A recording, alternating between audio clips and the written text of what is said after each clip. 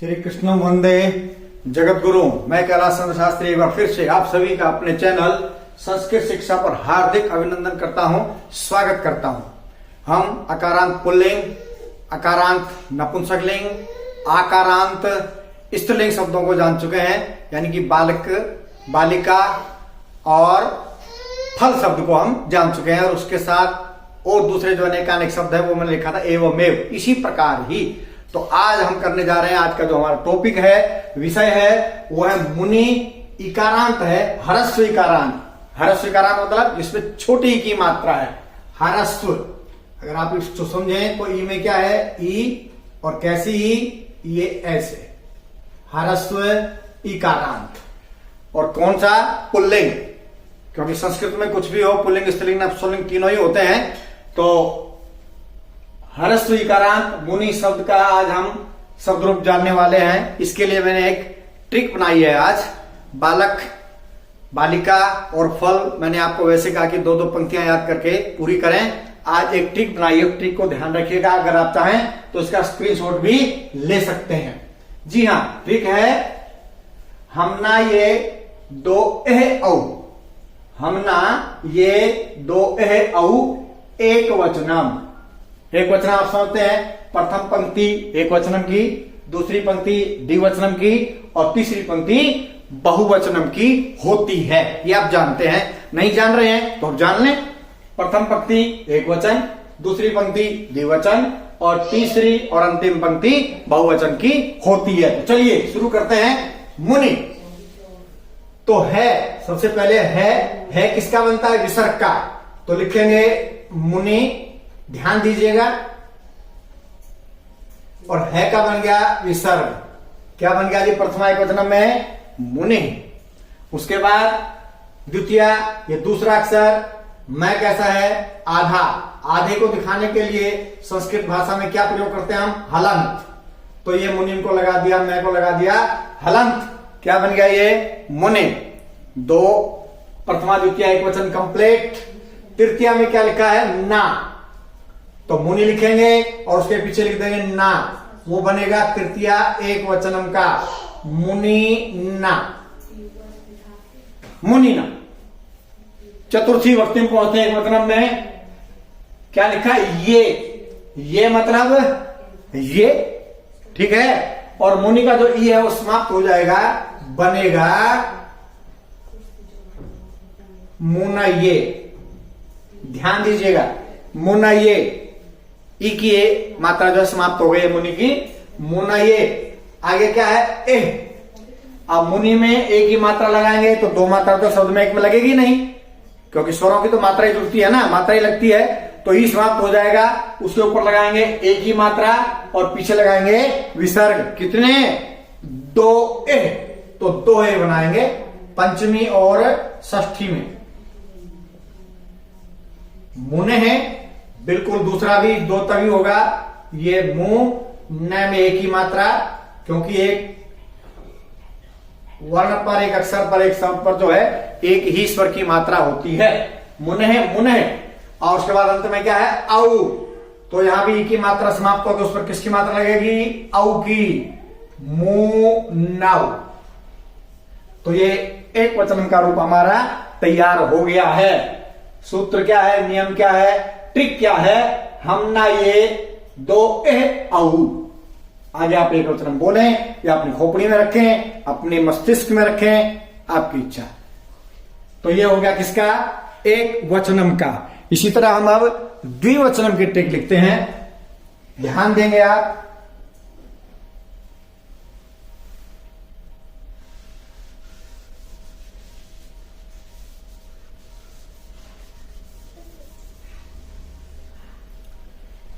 द्विवचनम,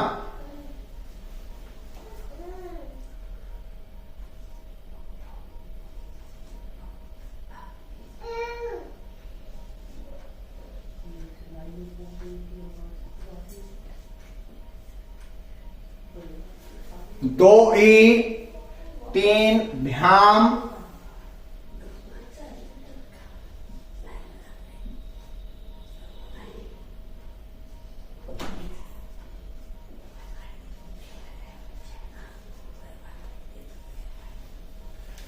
दो ई। द्विवचन में प्रथमा विभक्ति और द्वितीय विभक्ति दोनों में दो ई कौन सी है? दीर्घ। तो यह ह्रस्व के स्थान पर कौन सी लगाएंगे? दीर्घ ई।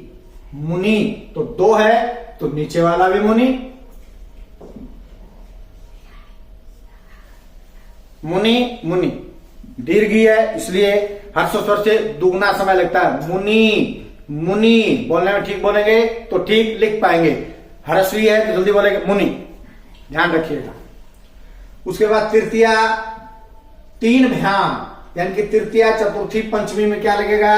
भ्याम।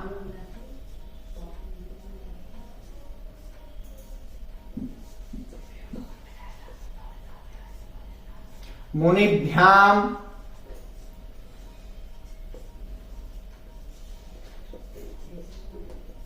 मुनिभ्याम,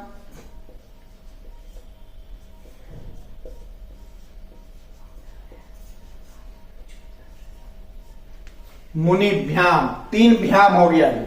उसके बाद आगे क्या लिखा? दो यो द्विवचनम। तो दो यो षष्ठी सप्तमी यो, तो यहां ई की मात्रा समाप्त, ई की मात्रा समाप्त तो रह गया आधा, आगे जुड़ गया यो, बन गया मुन्य हो। अगला भी क्या बनेगा? मुन्य हो। एक एक एक, तीन अक्षर से 7 अक्षर याद हो जाते हैं। संबोधन भी ऐसा ही बनता है, 3 अक्षर में 8 अक्षर याद हो जाते हैं। तो ये तो रही द्विवचनम की ट्रिक। अब आते हैं बहुवचनम में।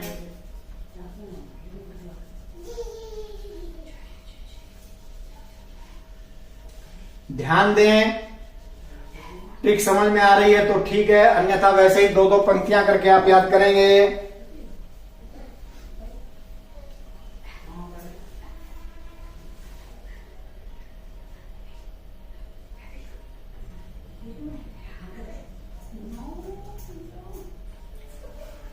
अयह न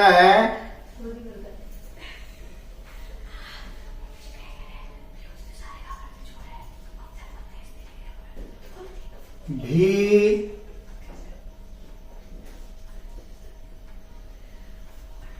दो भ्य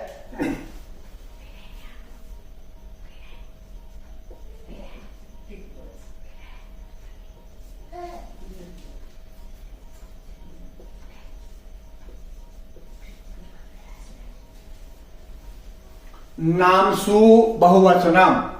तो सबसे पहले अय है, ई की मात्रा समाप्त, क्या बनेगा? मुनय्यः। प्रथमा विभक्ति हुई हमारी पूरी। उसके बाद आगे क्या लिखा? न, तो इसी के आगे न जुड़ेगा जो यहां है। ये लिखा हमने मुनि और ये आगे जुड़ गया न, मुनीन, दीर्घिकारांत बोलेंगे। उसके बाद आगे क्या है? भी, तो तृतीय बहुवचन में मुनि भी, मूल शब्द के साथ भी जुड़ जाएगा, मुनि भी। दो भ्य चतुर्थी पंचमी में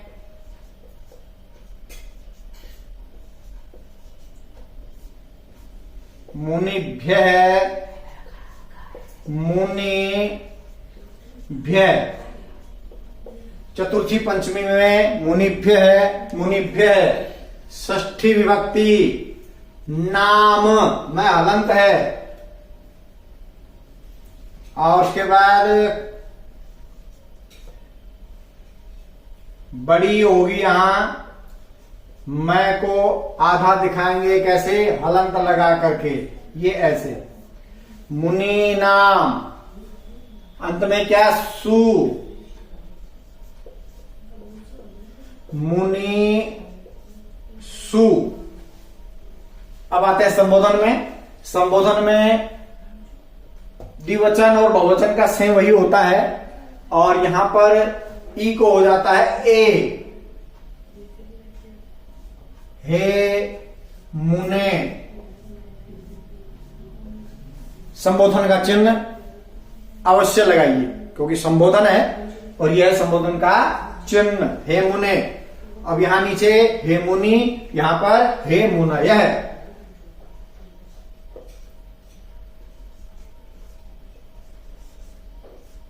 हे मुनि, हे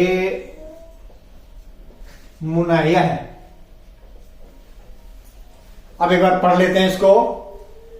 मुनि, मुनि, मुनय है। मुनिम, मुनि, मुनि, मुनिना, मुनिभ्याम, मुनिभि, मुनये, मुनिभ्याम, मुनिभ्य, मुनेः, मुनिभ्याम, मुनिभ्य, मुनेः, मुन्यो, मुनीनाम, मुनौ, मुन्यो, मुनीषु, हे मुने, हे मुनि, हे मुनयः। बिल्कुल इसी तरह नीचे है, इनके चलते हैं। अगर कवि का हम चलाएं तो कवि, कवि, कवयः। एवं एवं का क्या अर्थ है? इसी प्रकार ही, यानी कि जैसे मुनि का है इसी प्रकार एवं एवं। कवि का बना हमने कवि, कवि के मुनि के स्थान पर हम क्या लिख देंगे? कवि। यहां दीर्घ है तो दीर्घ ही लगाएंगे, ह्रस्वी है तो ह्रस्वी लगाएंगे। हलंत विसर्ग का विशेष ध्यान आपने रखना है। तो मुनि के स्थान पर कवि, कवि, कवि, कावयः। ये मुनय है तो कावयः है।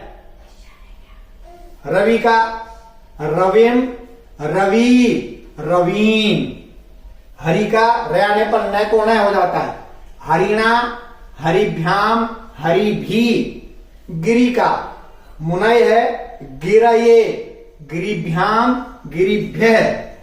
कपि का एक ही मात्रा लगाएंगे, कपे है, कपिभ्याम, कपिभ्य।